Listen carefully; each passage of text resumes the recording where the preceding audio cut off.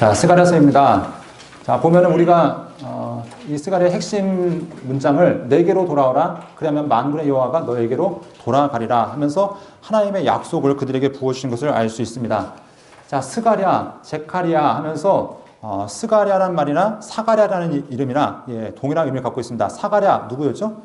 요한의 아버지. 신약 성경에 나오는 세례요한의 아버지도 동일한 의미를 갖고 있습니다. 그래서 여호와께서 기억하신다, 여호와께서 계약하신다라는 의미를 가지고 있는 것을 보게 됩니다. 자, 보면 제사장 가문이었고요. 성경은 제사장 이또의 손자였고 베라가의 아들이었다고 말씀하고 있습니다. 학계와 동시대 사람이었는데 몇 달 늦게 사역했냐면 2달 늦게 사역하기 시작합니다. 그리고 오랜 기간 사역하기 시작합니다. 성경을 보면은 이 스가랴의 기간이 꽤 오랫동안인데, 자, 보면은 그 성전이 완공되고 그 후로도 여기 좀 잠시 후에 이제 표가 나오니까 보면 될 것 같습니다. 자, 전반부죠. 자, 보면은 이 전반부 1장부터 8장까지 내용은 이제 성전 건축을 명령하는 때부터 시작되어지고 있습니다. 그래서 언제까지는 다리오왕 2년부터 그 후 다리오왕 4년 때까지의 기간이 바로 이 1장부터 8장까지의 이야기입니다. 그래서 여러분들이 기억하실 때 1장부터 6장까지는 520년 이때가 1장부터 6장까지의 배경이고, 그리고 7장부터 8장까지의 배경은 518년 이때가 7장부터 8장까지의 배경인 것을 기억하시면 좋을 것 같습니다. 자, 그래서 다리왕 2년 6월 1일에 예언을 시작했고요. 그리고 다리왕 6년 12월 3일에 성전 완공되어지는데, 자, 1장부터 8장까지는 아직 성전이 완공되어진 이야기는 등장하지 않습니다. 자, 9장부터 14장까지는 이제 성전이 완공된 다음에 약 34년이 흐른 다음에, 그러니까 훨씬 후대죠. 그 시대 가운데 하나님의 말씀이 선언되어집니다. 이 내용은 그러니까 성전 지으라는 내용이 아니겠죠. 어떤 내용이냐면 하나님께서 이제 이스라엘 가운데 행하실 일들에 대해서 이야기하고 있습니다. 아직 2차 포로 기한이 이루어졌습니까? 이루어지지 않았습니까? 이루어지지 않은 상황입니다. 아직 이루어지지 않은 상황에 하나님께서 이 성전을 통해서 하실 일, 또 이스라엘 가운데 하신 일들에 대해서 말씀하시는데, 여기에 가장 강한 예언이 무엇이냐면 메시아 예언입니다. 앞으로 메시아가 올 것인데 그는 나귀를 타시는 겸손한 분이다. 이런 얘기부터 해서 메시아에 대한 예언이 바로 9장부터 14장에 많이 등장하는 것을 보게 됩니다. 자, 그래서 하나님께서 이스라엘의 왕이 되어주시고 진정한 목자가 되어진다는 얘기부터 해서 그때가 되어지면 이스라엘 민족뿐만 아니라 이방 모든 민족도 하나님을 예배하는 나라가 될 것이다 라는 것들이 바로 9장부터 14장에 이야기가 등장한 것을 보게 됩니다. 자, 그러면 기록 목적, 바로 첫 번째는 성전을 지어야 되는데 왜 지어야 되는가? 그것은 바로 이스라엘의 거룩과 관계되기 때문에 그렇습니다. 단지 건물의 의미가 아니라 이것을 통해서 하나님 앞에서 거룩해지는 것, 이것이 첫 번째 의미였고요. 두 번째는 그들을 위로하는 의미가 있습니다. 지금 우리가 역대기의 배경을 보면, 역대기의 배경 여러분들 다 아셨죠? 알고 계시죠? 네, 좌절감 속에서 역대기가 소망과 희망을 주는 책이라고 말씀드렸습니다. 마찬가지로 이때도 성전이 지어지지 않은 상황 가운데 그들이 좌절감에 빠져서, 패배감에 빠져서 그들이 지금 신음하고 있을 때 하나님께서는 그들을 위로하시고 격려하신 내용이 바로 성전 건축을 통해서 바로 나타나는 것을 우리가 볼 수 있습니다. 또한 성전 완공이 어떤 의미가 있냐면 하나님의 영광이 바로 상징되어진 것이고 그분의 임재하실 초소가 마련되어진 것, 그것들에 대해서 말씀한다는 것입니다. 자, 후반부의 기록 목적은 메시에 대한 메시지가 가장 강력하게 등장하고 있습니다. 그래서 이스라엘의 남은 자들에게 앞으로 메시아가 오시는데 그분은 이 나라, 단지 이 나라뿐만 아니라 세계 열방을 회복하실 분이시다. 그리고 잘못된 것들을 하나님께서 다 끊어내실 공의의 하나님이시다라는 것들이 이 9장부터 14장 가운데 등장한 것을 보게 됩니다. 자, 이제 표가 나왔습니다. 자, 표를 보면 여기 보면은 전반부가 1장부터 몇 장까지였죠? 8장까지인데 보면은 1장부터 8장까지 간략한 얘기가 20년부터 18년경까지 나타난다고 말씀드렸습니다. 그리고 시간이 좀 더 지나서 480년경에 9장부터 14장의 이야기가 적혀진다고 말씀드렸는데요. 자, 8개의 환상은 이제 성전 건축과 관계되어서 8가지 환상이 등장하고 있습니다. 자, 여러분 8가지 환상 뭐가 있을까요? 네, 성경에 나와 있습니다. 여러분들 이제부터 이걸 보면서 함께 살펴보도록 하겠는데요. 자, 다리오 왕 제2년 8째 달에 여호와의 말씀이 선언되었다라고 말씀하고 있습니다. 그러면서 하나님께서 스가랴를 부르시면서 회개하라는 부름과 함께 8가지 환상을 보여주십니다. 그럼 환상을 하나님께서 보여주시면 스가랴가 이해를 합니까? 못합니까? 못하죠. 하나님 이게 도대체 무슨 뜻입니까? 그럼 하나님께서 그 해석을 다 알려주십니다. 야, 이건 이런 뜻이야 하면서 이게 몇 번이 반복되어지냐면 8번이 반복되어집니다. 그래서 한번 보면은 붉은 말을 탄 사람이 나타나죠. 그리고 뭐 화석류 나무가 있는데 거기에 또 말 3마리가 같이 있는, 그래서 총 말 4마리가 함께 모여있는 장면을 보게 되고요. 4개의 뿔에 대한 이야기가 나타나고 있습니다. 그리고 그 뿔을 부수는 대장장에 대한 이야기가 나타나고 있고요. 측량줄에 대한 이야기가 나타나서 천사가 측량줄을 가지고 이스라엘 예루살렘을 재건하기 위해서 측량했더니 하나님께서 야, 할 필요 없다 말씀하십니다. 네, 그런 얘기가 3번째 환상까지 나타나고요. 대제사장 여호수아에 대한 환상이 나타납니다. 자, 여호수아가 하나님의 그 면전에 서 있는데 하나님께서 그 여호수아를 이제 두둔하시는 거죠. 왜냐하면 사탄이 이거 지금 더러운 옷 입고 하나님의 일꾼으로서의 자격이 없습니다. 막 비난할 때 하나님께서 도리어 사탄을 책망하시면서 하나님께서 여호수아의 옷을 새 옷으로 바꿔주시는 이야기, 바로 4번째 환상 가운데 있고요. 등잔대, 이것은 등잔대가 있고 그 등잔대에서부터 또 관이 나와서 이제 기름과 연결되어 있는데 그 옆에 감람나무 2그루가 있습니다. 이것이 바로 누구냐? 스룹바벨과 여호수아를 의미하면서 하나님께서 그들에게 은혜를 부으신다는 이런 이야기도 있고요. 자, 5장에 보면 날아가는 두루마리가 있습니다. 두루마리가 뭐냐면 고대 성경은 다 뭘로 되어 있으면 두루마리가 되어 있었죠. 여기 하나님의 말씀이 적혀 있는데 크게 2가지 말씀이 적혀져 있습니다. 뭐냐면 도둑질하지 마라. 또한 거짓말하지 마라. 이런 말씀이 적혀 있습니다. 그리고 하나님께서 그 말씀을 따라서 백성을 책망하신 내용들이 있고요. 자, 에반에 앉은 여인. 에바라는 것은 용기입니다. 그릇인데 우리나라로 치면 돼 같은 것입니다. 말.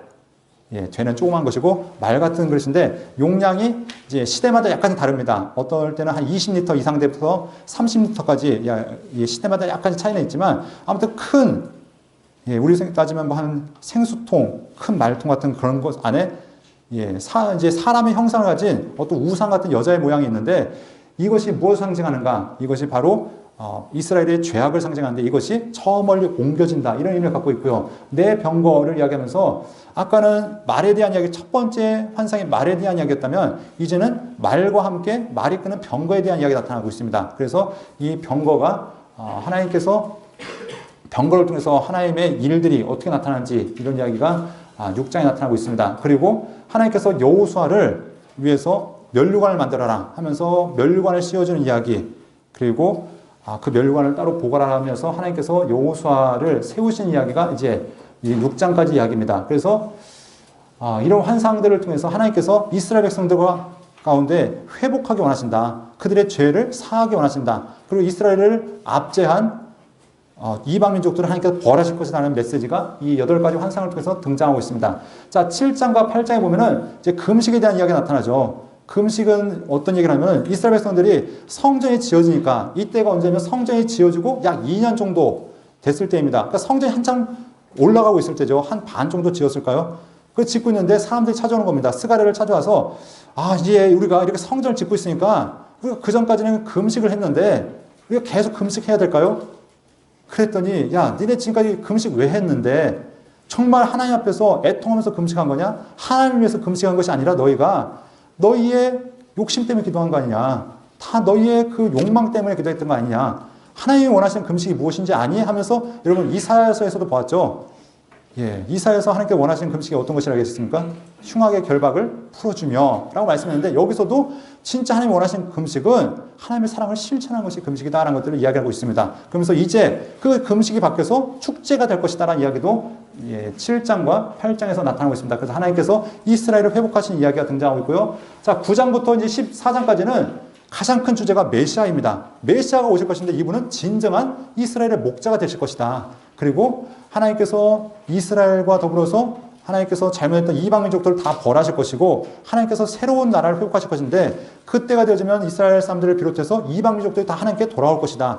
그때가 되어지면 거룩한 나라가 이루어질 것이다. 그때는 말 방울에까지 여호와께 성결이라고 쓰여질 정도로 모든 것들이 하나님 앞에서 거룩한 나라가 이루어질 것이다라는 메시지가 있는 것을 보게 됩니다. 자, 이렇게 하면은 얘기를 다 했죠. 예, 근데 또 봐야죠. 자, 우리 함께 보도록 하겠습니다.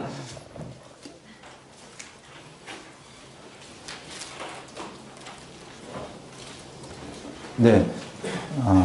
자, 먼저 보도록 하겠습니다. 보면은 하나님께서 스가랴에게 무슨 얘기를 하시냐면 이런 말씀하고 있습니다. 백성들에게 너희는 내게로 돌아오라. 그리하면 내가 너희한테 돌아가겠다라고 하나님께서 먼저 스가랴를 부르시면서 백성들에게 이 말씀을 선언하고 그들에게 말씀하는 것을 보게 됩니다.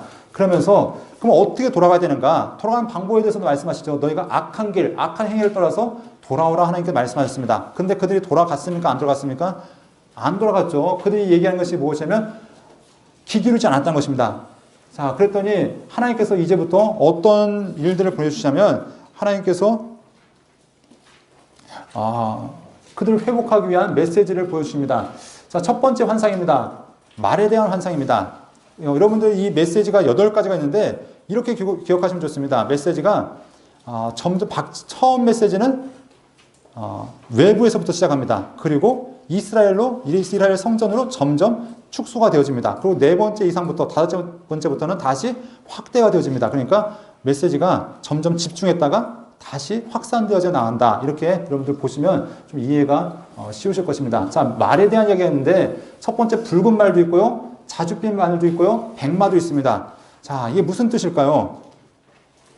예, 우리가 성경을 읽어가실 때 주의할 점이 있는데 무엇이냐면 성경이 말하지 않으면 그냥 거기서 멈추는 게 좋습니다. 근데 우리가 굳이 빨간색의 의미, 빨가니까 피, 누구의 피일까? 이렇게 하고 흰색, 정결한 것. 그러니까 보통 신약에 보면은 흰색은 예수님과 연결되니까 흰색, 예수님 뭐 이렇게 연결하는데 이것과 별 의미가 없습니다. 그러니까 우리가 무조건 빨간색만 나오면 예수님 피, 흰색만 나오면 거룩하신 예수님, 이거는 아니라는 것. 그러니까 성경이 분명히 필요하면은 그것에 대해서 해석하고 있습니다. 그런데 이게 아니라면 그냥 거기서 멈추는 게 좋습니다. 우리가 후에 요한계시록을 보게 될 텐데 많은 사람들이 왜 요한계시록을 통해서 그렇게 넘어지냐면 성경이 말하는 때까지만 멈추면 되는데 더 알겠다는 거죠. 이게 의미하는 게 무엇이냐. 그러면서 당시 세상의 지식과 논리와 이것들 다 끼워 맞추는 거죠. 근데 성경은 성경에서 말하는 데까지만 딱 이렇게 보시고, 왜냐면 하나님께서 필요하시면 더 알려주셨겠죠. 우리가 헷갈리지 않게. 그런데 하나님께서 너 여기까지야. 여기까지만 알면 입이 충분해 하시면 어떻게 하시면 하나님께서 성경에서 더 이상 말씀하지 않으신다는 것입니다. 그러니까 때로는 우리가 말씀 앞에서 겸손하고 하나님의 말씀에 아멘하고 멈추어 서야 될 때도 있다는 것을 기억했으면 좋겠습니다. 그러니까 이 말들의 색깔에 대해서 혹시 연구하시고 싶은 분들은 더 연구하셔도 좋지만 크게 의미가 없다. 그 중요한 메시지가 있다는 것입니다. 물어보죠. 하나님 이게 무슨 뜻입니까? 물어봅니다. 물어봤더니 하나님 알려주십니까? 안 알려주십니까?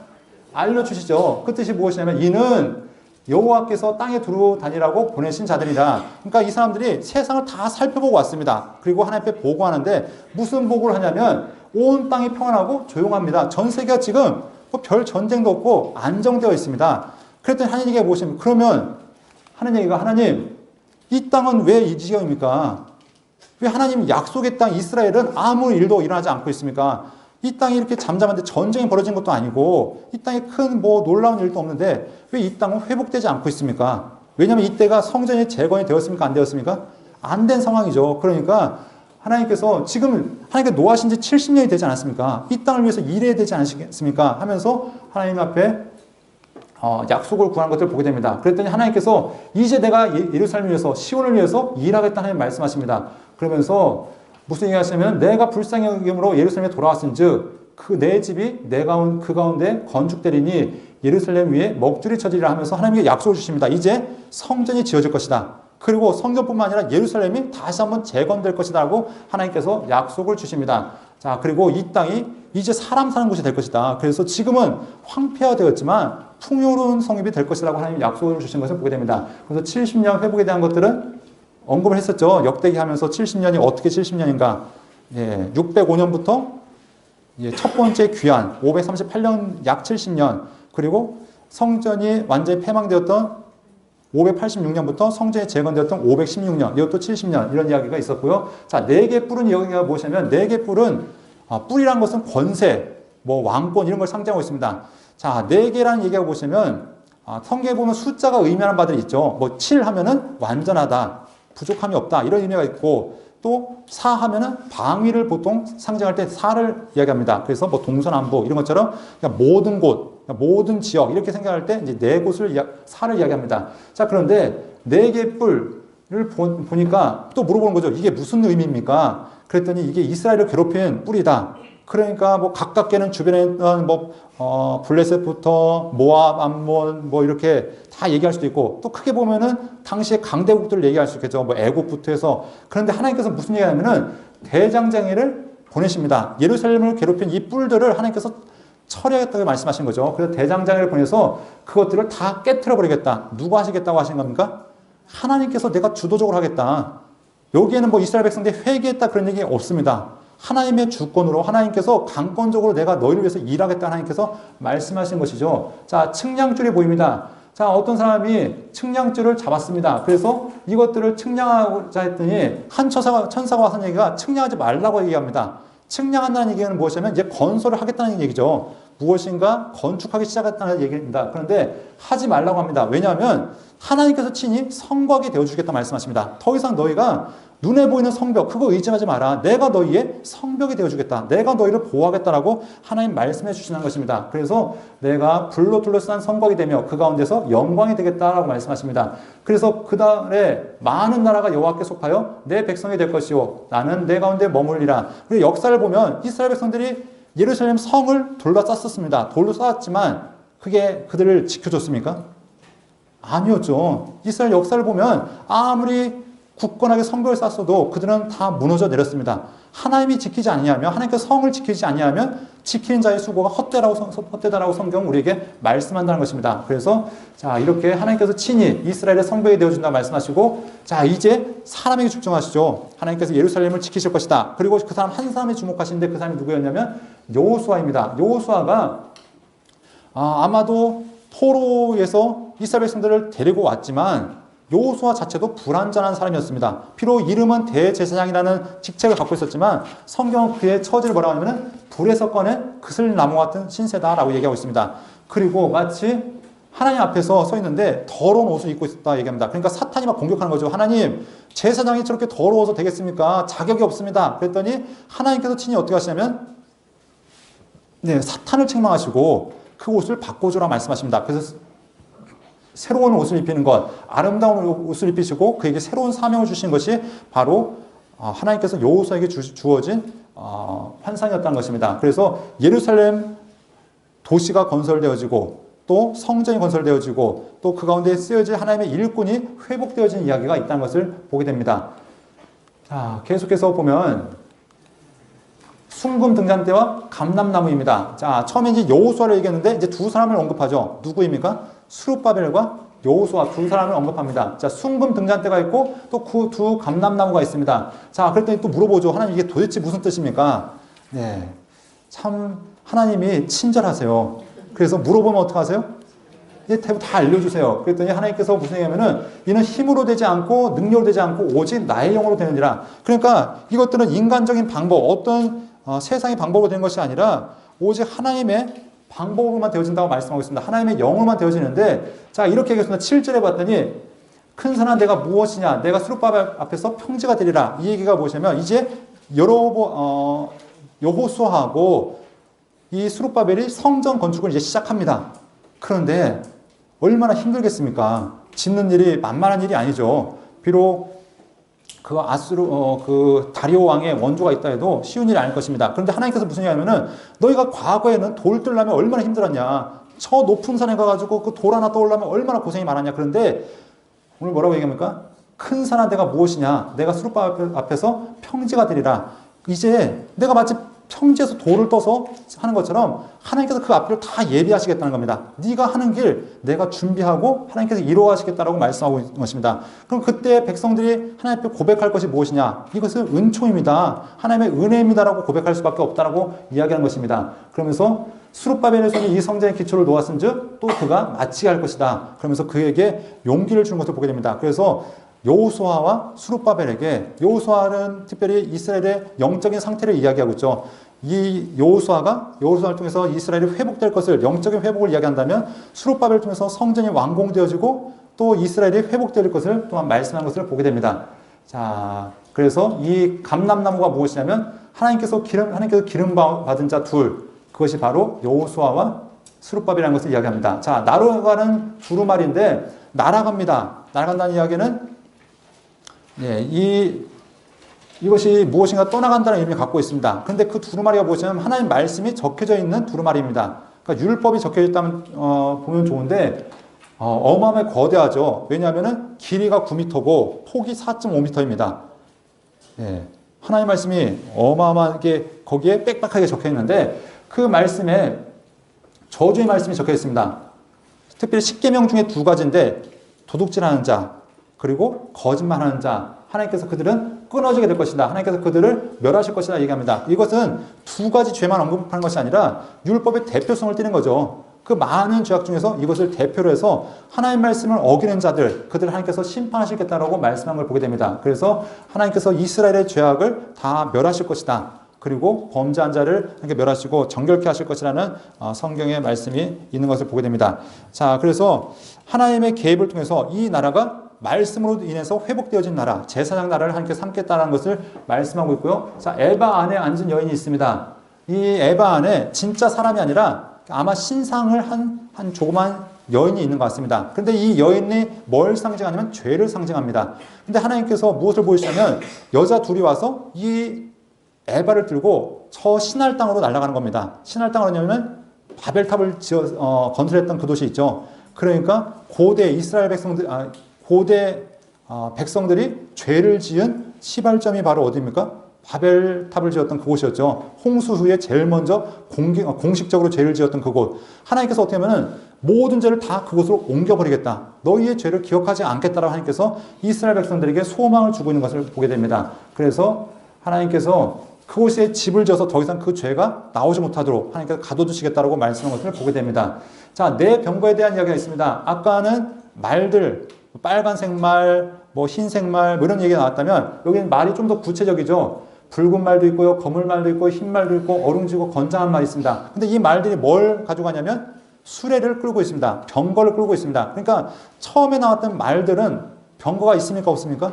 없죠. 그러니까 어떤 의미냐면 신속함을 상징했다면 전 세계를 빨리 돌아보고 와서 세상에 대한 소식을 알렸다면 이 병거는 무엇이냐면 이제 능력, 힘이라는 것들을 좀 더 상징한다는 걸 볼 수 있겠죠. 자, 그래서 어떻게 하면은 이 병거가 이제 군대를 상징하고 있는데 하나님께서 어떤 일을 하시냐면 하나님의 군대가 이스라엘 위해서 싸우신다는 것입니다. 그래서 북쪽과 남쪽과 여러 곳을 다니면서 하나님께서 친히 자기의 군대를 보내서 이스라엘을 구원하실 것이다. 이런 이야기를 하는 것을 보게 됩니다. 그래서 하나님께서 열방을 심판하실 것이다. 이스라엘을 구원하신다. 그러니까 하나님께서 이 모든 중심에는 누가 있냐? 성전이 지어진 걸 통해서 하나님께서 이런 일들을 행하실 것이라는 환상의 메시지들이 있는 것을 보게 됩니다.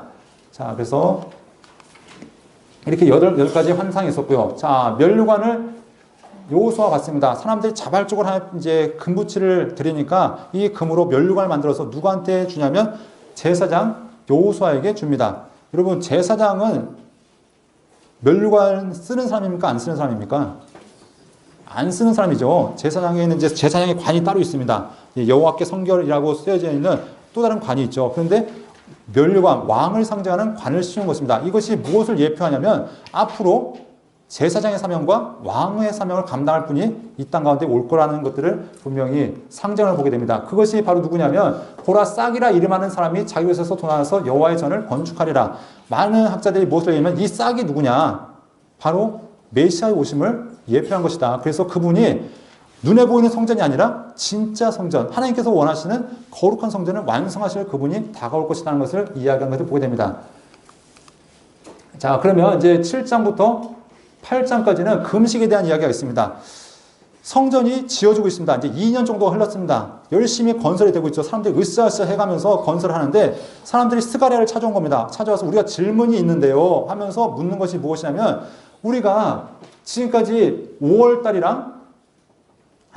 달에 우리가 금식을 하고 있습니다. 이 5월 달은 언제면 예루살렘이 망한 때입니다. 예루살렘 성전이 망할 때를 이야기하고 있는데, 네. 예루살렘 성전이 파괴된 이날 우리가 지금까지 금식을 했습니다. 그런데 우리가 지금 성전이 지어지고 있는데 계속 금식을 해야 될까요? 라고 묻는 겁니다. 질문이 타당성이 있습니까? 없습니까?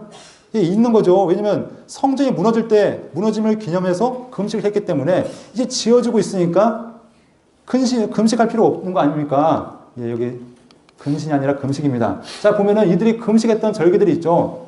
언제 금식했냐면 넷째 달에는 금식했습니다. 왜냐하면 성벽을 공격해서 성벽이 무너진 해, 이때가 넷째 달이었고요. 다섯째 달은 언제냐면 성전이 파괴됐을 때, 이게 다섯째 달이었고요. 일곱째 달은 언제냐면 바벨론 총독, 왕권이 다 그쳐지고 바벨론이 세웠던 총독 그달리아가 암살한 날을 기념해서 일곱째 달 금식했고요. 열째 달은 예루살렘 성이 에워싸이기 시작한 날, 그때를 기념해서 금식했습니다. 그러니까 이스라엘 백성들이 바벨론 포로 기간 동안 어떻게 했냐면 이렇게 네 번의 금식을 공식적으로 했다는 겁니다. 이스라엘의 회복을 바라보면서 하나님 이 땅을 회복하여 주옵소서 하면서 네 번씩이나 금식했는데 이제 우리가 금식해야 됩니까? 말아야 됩니까? 라고 지금 질문하는 것입니다. 그랬더니 이 스가랴가 하는 말씀이 뭐냐면 하나님 말씀을 대언하기를 야 너희가 지금까지 금식한 이유가 뭔데? 그러면서 얘기하는 거죠. 너희가 지금까지 금식한 이유가 정말 하나님을 위해서 금식한 거였냐? 그게 아니잖아. 너희를 위해서 금식할 때도 너희를 위해서 너희를 위해서 금식했고, 먹고 마실 때도 너희를 위해서 먹고 마신 거 아니냐?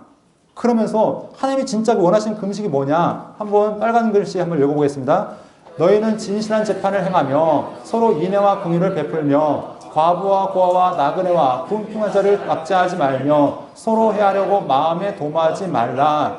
자, 하나님께서 원하시는 금식이 무엇이냐? 밥 굶는 자체가 중요한 것이 아니라 하나님의 그 사랑을 실천하는 것. 하나님을 사랑한다면 정말로 그 삶을 실생활 가운데 보이는 것. 율법에서 정말로 내 몸같이 내 이웃을 사랑하는 그 사랑을 실천하는 것이 진정한 금식의 의미라는 것을 이야기하고 있습니다. 자, 이렇게 얘기했지만 너희는 순종하지 않았다.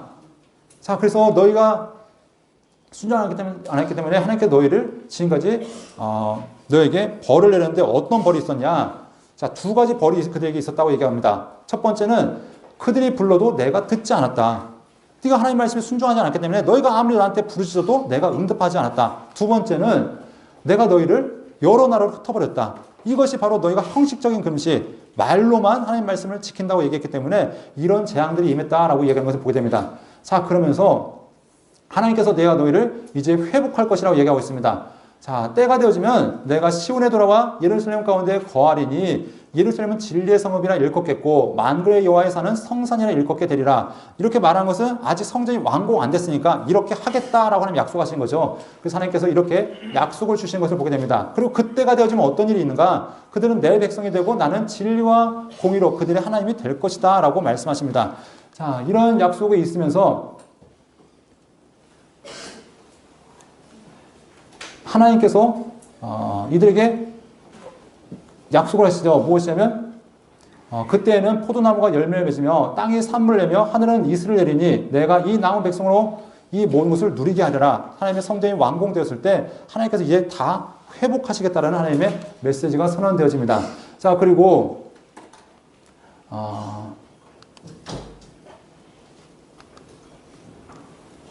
자, 다시 한번 금식에 대한 메시지가 8장 19절부터 있습니다. 여기에 보면 이제 구체적으로 네 가지의 금식을 얘기하죠. 넷째 달 금식, 다섯째 달 금식, 일곱째 달 금식, 열째 달 금식. 자, 이것들이 이젠 금식이 그쳐지게 될 것이다. 더 이상 하나님 때문에 바꾼다는 얘기가 없어지게 할 것이다. 이제 금식이 바뀌어져서 진리와 기쁨과 즐거움과 희락의 절기가 될 것이고, 그리고 너희는 그렇게 하기 위해서 진리와 화평을 사랑하라 라고 그들에게 말씀한 것을 보게 됩니다. 자, 이제 9장부터 14장은 누구에 대한 이야기라고요? 메시아에 대한 이야기입니다. 시간이 흘렀습니다. 얼마나 흘렀습니까?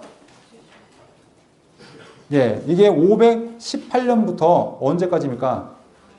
예, 480년이니까 약 38년이죠. 네. 맞습니다. 그렇죠? 네. 38년의 시간이 흘렀습니다. 38년의 시간이 흘렀을 때 스가랴의 메시지가 달라졌습니다. 왜냐하면 성전이 이미 완공되어졌습니다. 성전이 완공되어졌고 이제는 백성들이 하나님 앞에서 살아가야 되는데 38년 정도 흘렀을 때 그들이 처음에 그 하나님 향해서 뜨거웠던 믿음이 유지되고 있을까요? 변질이 되었을까요?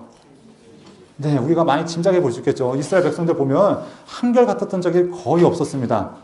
그러니까 우리가 이스라엘 백성들이 신앙이 어느 정도 지금 문제가 있겠구나 하는 것들을 우리가 짐작해 볼 수 있겠죠. 그랬더니 하나님 말씀이 어떤 말씀이 선언되어지냐면 하나님은 일단 약속의 말씀을 하십니다. 자, 주변 나라들에 대한 심판을 먼저 명하시죠. 하나님께서 그들도 아직도 엄밀히 따지면 독립된 나라는 아닙니다. 이스라엘이라는 나라가 여전히 페르시아의 속국입니다. 그때 페르시아에게 세금을 바쳐야 되는 상황 가운데 있습니다. 그리고 이스라엘을 괴롭혔던 원수들은 여전히 남아있는 상황 가운데 있습니다. 이때 하나님께서 모든 나라의 왕으로서 하나님께서 그 모든 나라를 심판하시겠다고 말씀하십니다. 그래서 하나님의 주권에 대한 말씀이 9장에 나타나죠. 그래서 하나님 말씀이 선언되어질 때 주변 나라들을 하나님께서 그들의 죄를 따라서 하나하나 심판하실 것이다 라고 말씀한 것을 보게 됩니다. 그리고 9절에 보면 이제 하나님의 약속이 있는데 하나님께서 한 왕을 보내실 것인데 그분은 겸손의 왕이다. 그 왕은 어떤 분이시냐? 나귀를 타고 오시는데 나귀의 작은 것 없고 나귀 새끼니라. 이것이 누굴 통해 성취가 되었습니까? 예수님을 통해서 성취가 되었죠. 그래서 제자들에게 야 저기 가면은 나귀가 메어 있는 것을 보게 되는데 그걸 풀어와라 하면서 예수님께서 친히 나귀를 타시고 예루살렘 성에 입성하셨던 것을 우리가 확인해 볼 수 있습니다. 자, 그래서 하나님께서 겸손의 왕으로 오셔서 하시는 무엇이냐면 전쟁의 모든 도구들을 다 제해버리시고 이 땅에 평화를 주시겠다라고 말씀하십니다. 그래서 하나님께서 친히 이 땅 가운데 그 땅을 징계하시고 그 땅에 하나님의 평화가 선언될 것을 이야기하고 있습니다. 자, 10장으로 가면 10장으로 가면 어떤 일이 있냐면 하나님께서 이스라엘 백성들에게 구원을 약속하십니다. 그래서 유다와 이스라엘의 회복을 약속하시면서 하나님께서 진정한 목자가 되어줄 것이다. 그래서 메시아가 이 땅을 통치하실 것이다. 그때는 거짓 목자들 다 제거해버리시고 우상과 이스라엘을 괴롭혔던 모든 것들을 다 하나님께서 제거하실 것이라고 말씀하십니다. 자, 그런데 11장에서 하나님께서 누구를 책망하시냐면 이스라엘을 책망하시겠다고 말씀하십니다. 이스라엘의 죄악을 하나님께서 책망하시겠다라는 말씀하시는데 왜냐하면 거짓 목자, 이 목자를 하나님께서 제거하시겠다라는 말씀이 있는 것을 보게 됩니다.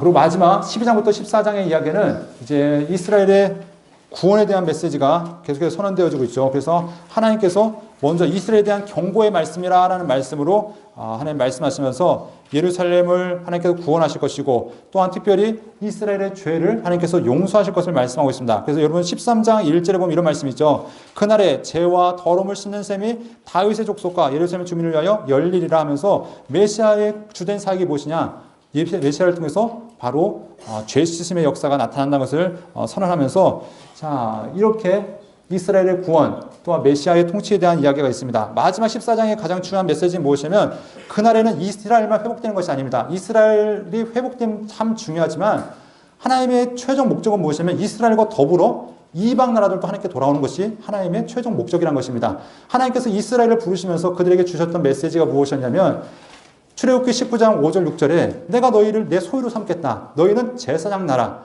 거룩한 백성이 되어질 것이다. 자, 제사장 나라를 세우신 것이 하나님의 목적이었습니다. 왜냐하면 제사장 나라를 통해서 주변 나라를 하나님께 다 돌이키시겠다는 것이죠. 이스라엘 나라가 샘플이 되어져서 하나님을 알지 못하는 자들에게 하나님이 어떤 분이신지 알려주겠다는 것이 하나님의 목적이었다는 것이죠. 자, 그런데 어떻게 되냐면 그때가 되어지면 메시아가 통치하는 그날가 되어지면 그날에 이방 나라들이 하나님께 돌아올 것이다 라고 말씀한 걸 보게 됩니다. 그러면서 14장 9절에 보면 이런 말씀이 있습니다. 여호와께서 천하의 왕이 되시리니 그날에는 여호와께서 홀로 한 분이시요 그의 이름이 홀로 하나이실 것이라. 그러니까 세상의 모든 우상들은 사라질 것입니다. 오직 하나님께서만 홀로 왕 되신다라고 말씀하고 있습니다. 그리고 그날에는 이방 모든 나라들이 하나님의 절기를 지키기 위해서 예루살렘으로 모일 것이다. 하나님께 나올 것이다 라고 말씀하면서 그날에 모든 사람들은 거룩해질 것인데 심지어 말 방울에까지 여호와께 성별이라고 써놓으면서 모든 것들이 하나님이 원하시는 거룩한 존재가 되어질 것이라고 이렇게 소망의 메시지로 이 스가랴서를 마치고 있습니다. 자, 스가랴서를 이제 마치면서 우리가 함께 어디부터 보았습니까? 에스라부터 보았습니다. 시대적인 상황이 어떤 상황이었습니까? 이들이 돌아왔지만 이들은 여전히 독립된 나라가 아니라 자기를 통치하는 나라가 있는 상황입니다. 자, 성전 건축에 대한 소망을 가지고 왔지만 그 일이 쉽지 않습니다. 왜냐하면 여러 가지 어려움이 있고 상황도 받쳐주지 않습니다. 그런데 학계와 스가랴를 통해서 하나님의 약속을 의지하고 나올 때 하나님께서 상황까지 바꾸셔서 그 모든 길을 인도해 나가셨습니다.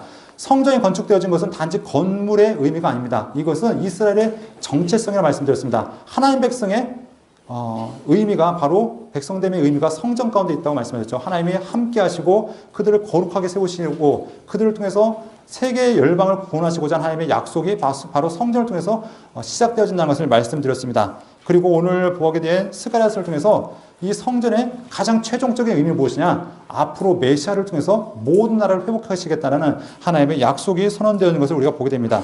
자, 이렇게 우리가 함께 에스라부터 스가랴까지 보았는데요. 아직 끝난 게 아니죠. 계속 뒤를 이어서 이제 에스더, 느헤미야 이야기가 계속 진행되어야 됩니다. 우리 잠시 10분? 5분? 예, 10분 동안 쉬시고 우리 멋진 강사님 나오시도록 하겠습니다.